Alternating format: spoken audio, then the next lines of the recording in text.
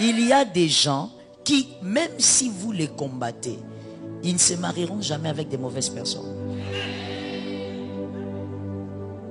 Pas parce qu'elles sont sages, mais parce que les gens qui sont venus avant ont reçu des paroles dans le sang. Lui qui naît, je ne sais pas, en 2008, en 2009, puisqu'il y a même des personnes de cet âge-là ici. Lui qui naît en 2007, il n'est que la conséquence de ce qui a été. Ainsi, quand il fait des choses, il y a des choses qui ne ratent pas. Pourquoi ça ne rate pas? Il y a des paroles qu'on a dites sur ses précurseurs. Et les paroles là sont où? Soyez un peu rapide de ce côté. Ces paroles là sont où? Et lui, quand c'est un homme, commençons par l'homme, il donne la semence. Et la femme aussi reçoit. Et finalement, c'est quoi qui se forme d'abord? Le sang. En d'autres termes, par ricochet, ce qui commence par rentrer dans les entrailles d'une femme, ce sont les paroles. C'est pourquoi l'Éternel a dit, je connais le projet que je formais sur toi. Avant que tu ne sois dans le sein de ta mère. Il ne s'agit pas de la forme de Jérémie, il s'agit des paroles qui accompagnent Jérémie. Écoute pour un homme intelligent, car toute parole qui accompagne un homme, qui accompagne Jérémie, c'est lui-même.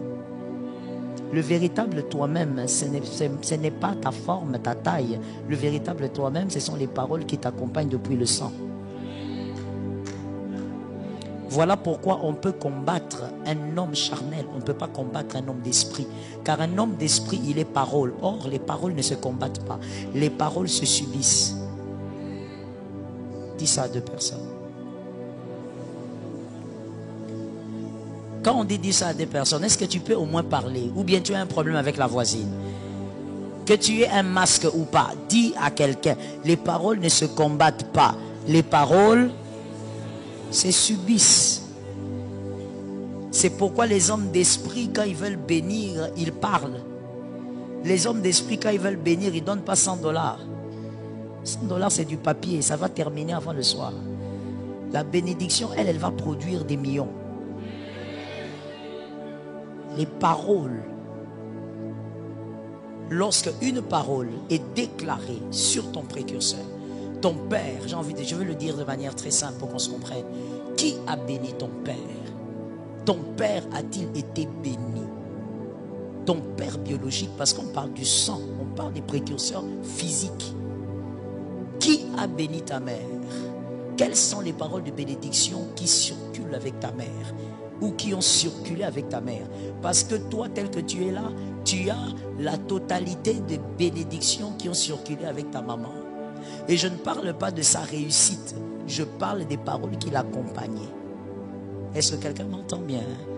Parce que quelqu'un peut aussi réussir par effort. Voilà, ça existe. On va le voir peut-être plus tard. Ça existe. Mais quelqu'un qui est béni parce que son sang est béni, c'est autre chose. Est-ce que quelqu'un m'entend? Qui a béni ton père? Quelles sont les paroles qui accompagnaient ton papa? C'est ce que toi aussi tu as reçu. Tu as reçu quoi? Qu'est-ce que tu as reçu? Qui a béni ta mère? Qui a béni ton grand frère? Car l'aîné aussi distille la bénédiction auprès des petits. Quelles sont les paroles qui sont cachées dans ton sang? Il y a des gens qui des fois disent, mais moi je ne comprends pas. Partout où je vais, on me chasse. Partout où je vais, on me crée des problèmes. Partout où je vais, on ne m'aime pas. Mon frère, ces choses-là, ce sont des choses qui sont cachées dans...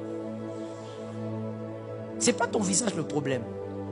Quelqu'un a reçu des paroles avant toi. Toi, tu as pris et tu continues avec. Il y a quelque chose qui doit s'imposer. Vous comprenez maintenant pourquoi c'est tellement toxique de vivre dans une famille où on vous insulte.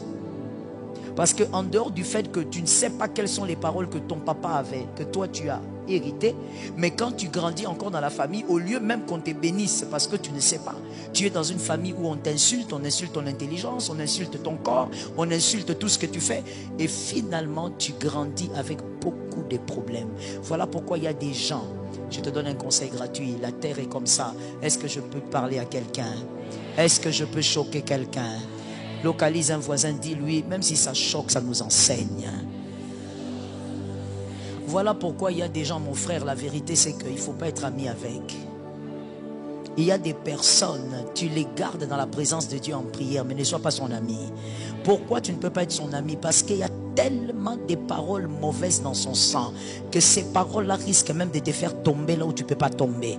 C'est comme ça que tu verras, il y a des gens qui ont vécu, je crois qu'elles sont ici aussi, ils sont ici, des personnes qui te disent, mais moi je croyais, j'étais sûr que ce contrat-là on allait signer. Mais quand on est allé avec mon ami, je n'ai pas compris. Comment les gens qui nous avaient bien reçus lundi nous ont chassés mercredi. Mon frère, c'est un signe. Quand on te reçoit bien lundi, les mêmes personnes te chassent mercredi. Ce n'est pas normal. Il y a quelque chose qui est en train de te chasser. Il y a quelque chose qui refuse que tu prennes ça. Mais peut-être que ce n'est pas toi. Peut-être que c'est celui qui t'accompagne. Jonas va faire renverser la barque. Il faut jeter Jonas. Je prends cet exemple alors que Jonas, c'est quelqu'un que Dieu avait envoyé. Mais c'est le même principe. Si tu ne les jettes pas dans l'eau, tu vas mourir. Et tu vas mourir gratuitement. Voilà pourquoi à un certain âge, l'amitié est émotionnelle. À un autre âge, l'amitié, c'est réfléchi. Aide-moi à dire ça à quelqu'un.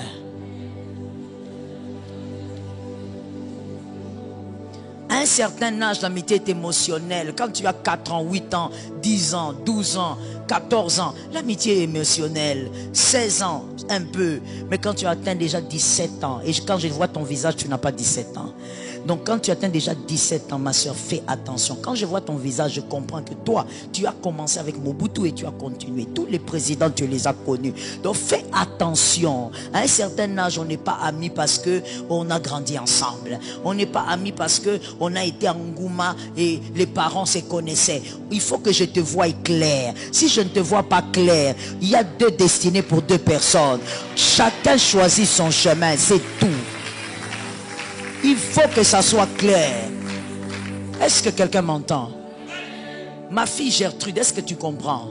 Surtout vous qui avez des entreprises, ne blaguez pas avec ces mystères de sang. Il y a quelqu'un, tu le prends avec toi, tu veux l'aider. Mon frère, la pitié ne bâtit pas des châteaux. Je t'avais dit que j'allais te choquer souvent, mais c'est pour t'enseigner. Je suis obligé de te dire des choses que très peu de pasteurs ont le courage de te dire à la chair. Je veux te le dire. La pitié ne bâtit pas des châteaux. Quand tu as pitié de quelqu'un, donne-lui le pain qu'il parte. Ne bâtis pas le château avec celui avec qui tu as pitié. Fais très attention. Tu dois voir clair. Tu risques de prendre quelqu'un par pitié. Tu veux aider, tu veux faire du bien. Alors que lui, son sang est en train de dire condamnation, échec, renversement. Son sang est en train de dire tout celui, et vous savez, il y a des choses bizarres dans la vie. Tout celui avec qui tu seras, que cette personne-là échoue. Est-ce que vous savez qu'il y a des choses comme ça? Il y a des paroles comme ça qui ont été libérées sur des gens. Des paroles libérées sur des garçons. On dit sur un garçon par colère. Moi, je me rappelle d'un monsieur, je me rappelle, c'est même trop dire, un monsieur qui apprend que son fils, il avait fait un dégât dans une certaine communauté chrétienne. Et le papa avait une grande influence. Il apprend que son fils, vous voyez un peu la folie de la jeunesse, de l'adolescence, il avait à peine 17 ans, il est allé faire je ne sais pas quoi. Le père apprend de là où il est. Quand son fils vient seulement, il voit son fils apparaître dans la parcelle, il enlève le pantalon.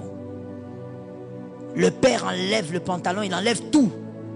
Il reste comme il était né. Et comme il avait produit l'enfant là. Et il maudit ce fils. Et il lui dit, tout celui qui sera avec toi, comme moi je t'ai maudit, tout celui qui va t'aider sera renversé. Ce garçon a souffert. Pendant que je te parle ici, il est 6 pieds sous terre. Il est mort. Ce garçon a souffert toute sa vie. Partout où il allait. Même les relations pour se... Il est mort sans jamais se marier. Mais il a vécu avec des femmes. Il a aussi laissé beaucoup d'enfants. Mais toutes les femmes, aucune, il a donné même un stylo dans la famille. Parce qu'à chaque fois qu'il voulait faire un pas, quelque chose ramenait vers 10 pas en arrière. Et toutes les personnes ont fini par comprendre, enfin les personnes qui étaient autour de lui, ont fini par comprendre que pourquoi quand on veut t'aider, quelque chose de mal nous arrive. Ça veut dire que tu es capable même de lui donner le transport. Tu rentres chez toi pour dormir, les brigands viennent chez toi. Mon frère, ce n'est pas la blague. Un père, celui qui t'a mis au monde, ton géniteur, il enlève les vêtements, il enlève tout. Et il commence à parler. Ce n'est pas petite chose. Toutes les personnes que lui a fréquentées ont fini par down, chuter. Ces choses sont des réalités. Tout n'est pas physique. Parce qu'en réalité, le monde invisible est conduit et il dirige le monde visible. Que Jésus te donne la sagesse de comprendre que la vraie bénédiction, elle est cachée dans le sang. Est-ce que quelqu'un m'entend bien?